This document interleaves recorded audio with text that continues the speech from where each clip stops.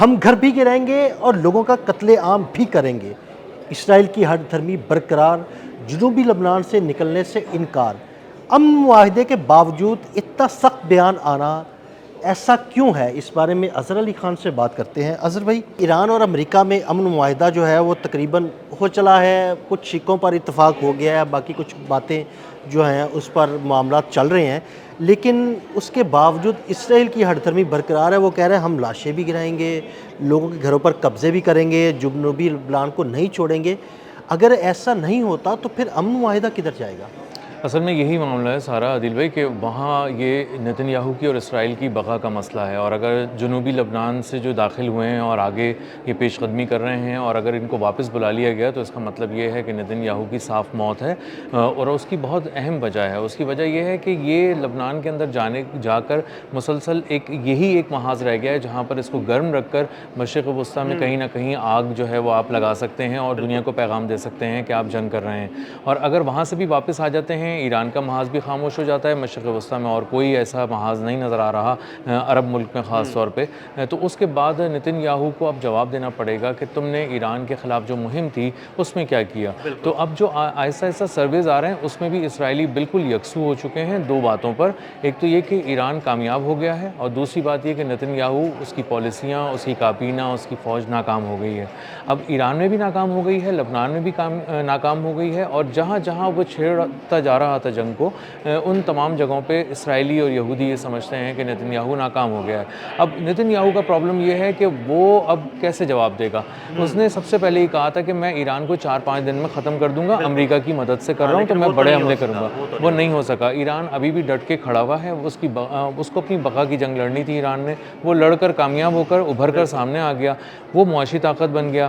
اس پہ سے جو معاشی پابندیاں تھیں وہ اٹھنا شروع ہو گئیں۔ امریکہ نے جو ایرانی تیل پر پابندیاں لگائی تھی وہ بھی ہٹا لی ہیں۔ جی بالکل، اور اسی کے ساتھ ساتھ جو اربوں ڈالر کے جو اس کے اثاثے منجمد ہو گئے تھے وہ بھی آہستہ آہستہ کر کے کھل رہے ہیں، واپس ملنا شروع ہو جائیں گے، اور اب دنیا جو ہے ان نیٹی گریٹیز پہ بات کر رہی ہے، کس طرح ان کو دیا جائے، کس طرح اس کا پروسیجر ہوگا، کس طرح ڈسبرسمنٹ ہوگی فنڈز کی، اب ان ساری چیزوں پہ بات ہو رہی ہے۔ اور جو اسٹیٹ بینک کے جو تہران کے جو گورنر ہیں، سربراہ ہیں، وہ بھی یہی کہہ رہے ہیں کہ فنڈز کتنی بڑی تعداد میں آئیں گے ابھی مجھے معلوم نہیں، لیکن یہ آنے والے ہیں اور ہم اس کا انتظام کر رہے ہیں۔ اس کا مطلب یہ ہے کہ ایران جو ہے وہ اکنامکلی اب ہمیں اسٹرینتھن ہوتا ہوا نظر آئے گا، اور 40-50 ارب ڈالر تیل کی جو برآمد سے ایک سال کے اندر ہمیں اندازہ ہوگا کہ یہ کما رہا ہے تیل سے۔ 40-50 ارب ڈالر، جی بہت بہت بڑی رقم ہے، اور ابھی کچھ عرصے کے اندر ہی یہ 8-10 ارب ڈالر کے تیل جو ہے وہ ایکسپورٹ کریں گے۔ انہوں نے آلریڈی، جب یہ ابھی سینکشنز تھوڑی سی اٹھ رہی تھیں اور تھوڑی لگی ہوئی تھیں، اسی وقت انہوں نے تقریباً 2 ارب ڈالر سے کچھ کم کا تیل جو ہے وہ ایکسپورٹ کیا تھا، 1.6 بلین ڈالرز کا۔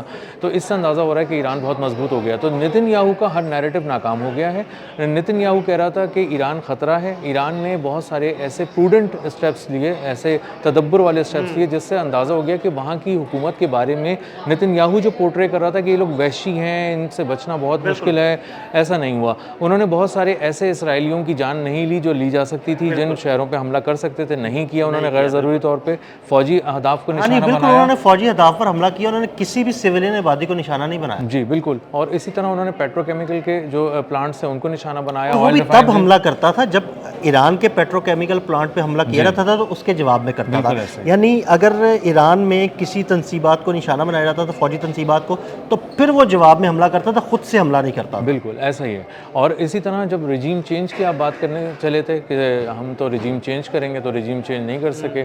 آپ نے والد کی جان لے لی، ان کے بیٹے کو جو ہے وہ شہادت کے بعد وہ آ گئے یہاں پر، اور وہ اس سے زیادہ ایک الگ انداز میں چیزوں کو لے کے چل رہے ہیں۔ تو اندازہ یہ ہو رہا ہے کہ نتن یاہو کی گرپ ایران پہ تو کمزور ہو چکی تھی، اب لبنان پہ بھی ایسا ایسا ختم ہو رہی ہے۔ تو لبنان میں جو مزاحمت کر رہے ہیں، جو وہاں پر حزب اللہ ہے، تو وہ کوشش کر کے اپنے سائز سے کافی بڑے لیول کی مزاحمت کر رہی ہے، اور ہمیں دیکھنے میں آ رہا ہے انہوں نے ساؤتھ سے مارنا شروع کیا ہے، اور وہ سینٹر تک مارتے مارتے ان کو لائے ہیں۔ اب انہوں نے ایک ایک فوجی کو جب ڈرون سے نشانہ بنایا، کروز میزائل سے نشانہ بنایا، اور اسی کے ساتھ ساتھ جو انہوں نے ناردرن اسرائیل کا محاذ گرم کر دیا، یعنی شمالی جو اسرائیل تھا وہ انہوں نے بالکل ویسے کر دیا جیسے سینٹرل تل اویو تھا، جو 2-3 مہینے پہلے تک تھا، کہ وہاں پہ بم آ کے گر رہے تھے، میزائل آ کے گر رہے تھے، سائرن بج رہے تھے، الارمز بج رہے تھے، اور لوگوں کو کہا جا رہا تھا کہ آپ پہنچیں، بنکرز کے اندر چھپ جائیں۔ تو زندگی شمالی اسرائیل میں بالکل ویسی ہو گئی تھی جیسے تل اویو میں 2-2.5-3 مہینے پہلے تک تھی۔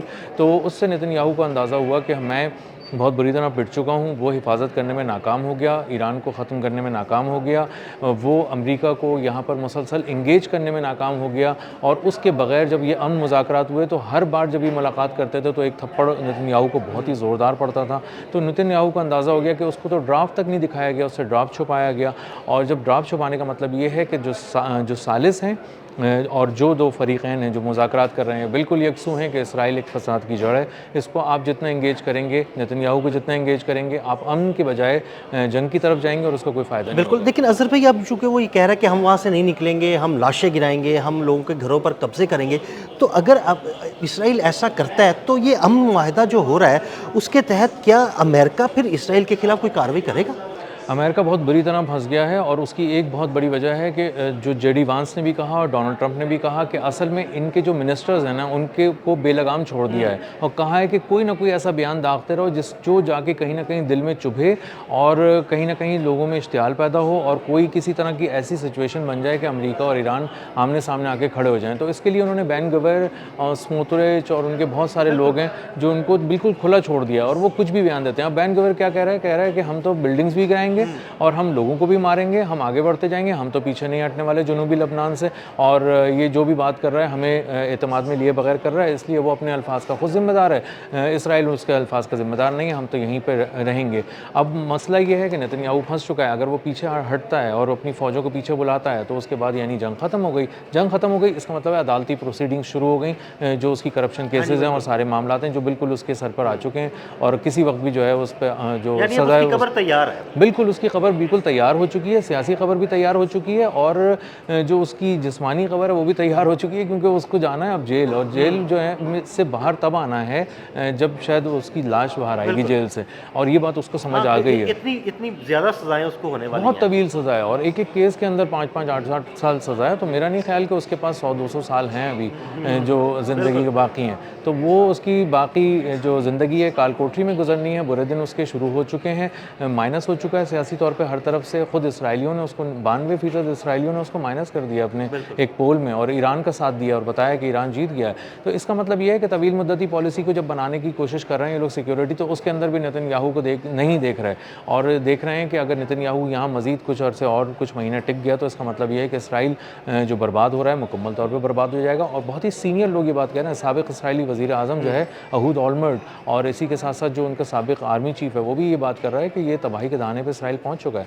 अगर आपको इसको बचाना है तो आपको नेतन्याहू को माइनस करना पड़ेगा और उससे इक़्तिदार छीनना पड़ेगा। तो नेतन्याहू की आपने बिल्कुल ठीक कहा है, खबर तैयार हो चुकी है, मजमूई तौर पे बहुत बुरी तरह फंस चुका है, और अगर अब उसने कोई मिस एडवेंचर लबनान में किया तो ईरान भी उसको पकड़ के मारेगा, और अमेरिका के लिए भी और कोई चांस नहीं होगा कि वो उसके साथ सख्ती से निपटे। बहुत शुक्रिया अज़हर भाई। जी बिल्कुल, अज़हर भाई ने बड़ी तफसील के साथ इस सारे मामले पर रोशनी डाली। मज़ीद अपडेट्स के लिए हमें फॉलो करते रहें। अदील अहमद और अज़हर अली ख़ान को इजाज़त दीजिएगा। अल्लाह हाफ़िज़।